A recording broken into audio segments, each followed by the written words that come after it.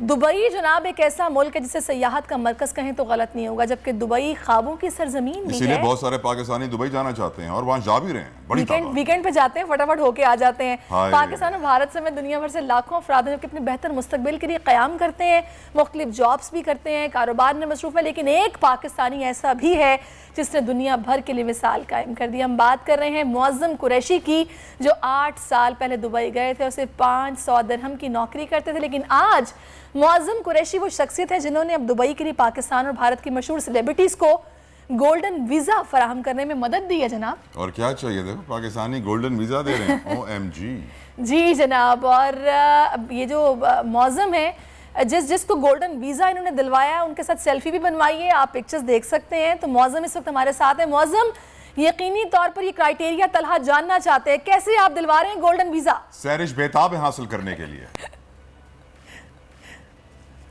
अस्सलाम वालेकुम। जी वालेकुम अस्सलाम। नाज़रीन को थैंक यू सो मच बोल का बहुत शुक्रिया कि आपने मुझे हौसला इज़्ज़त बख्शी और बुलाया। हेलो, कितने पैसे लगेंगे सर? वीज़ा कितना मुश्किल है, कुछ तो बताइए।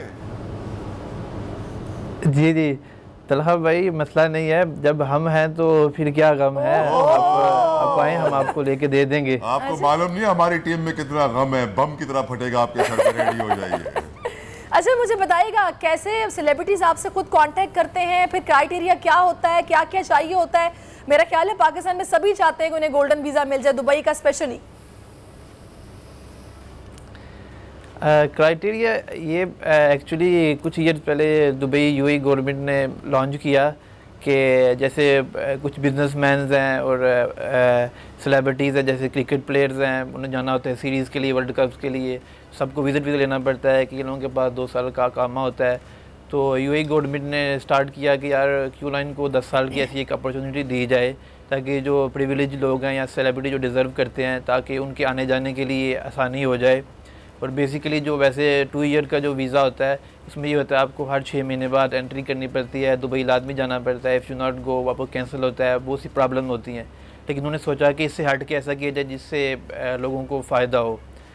तो इसमें क्राइटेरिया उन्होंने ये रखा कि सेलिब्रिटीज़ इस बेस की होनी चाहिए, like Tier 1, Tier 2, Tier 3, like different आप कह सकते हैं काइंड ऑफ। उन्होंने कुछ रखी अपॉर्चुनिटी, जैसे PhD होल्डर डॉक्टर्स हैं, उनका काफ़ी ज़्यादा 10-12 साल का एक्सपीरियंस हो।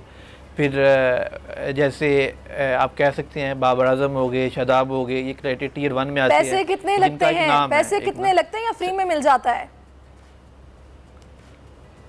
नहीं, उनको सिर्फ जो गवर्नमेंट की फ़ीस होती है, जैसे हम वहाँ पर अकामा की सिर्फ फ़ीस पे करनी होती है, डेट्स इट। मतलब उसके अलावा कोई कंपनी फ़ीस या वगैरह ऐसी कोई, मेरी तो खैर नहीं फ़ीस, और कंपनीज़ की भी वहाँ कोई फ़ीस नहीं है। वो तो एज आ मेरी तो चलो हेल्प उनकी चल रही है कि चलो उनका एक अपॉर्चुनिटी है, एक आपका चलो लिंक है, वास्ता है, तो चलो मिलता कैसे है वीज़ा? लोगों को मिल जाए, अच्छा है। मतलब बस आपको फ़ीस पे करनी होती है, अपना सेलिब्रिटी स्टेटस दिखाना होता है, क्या और क्या चाहिए? नहीं, ये नहीं दिखाना होता। इसका ये होता है, एक उनकी प्रोफाइल, विकीपीडिया का एक प्रोफाइल, एक PDF प्रोफाइल रेडी होती है।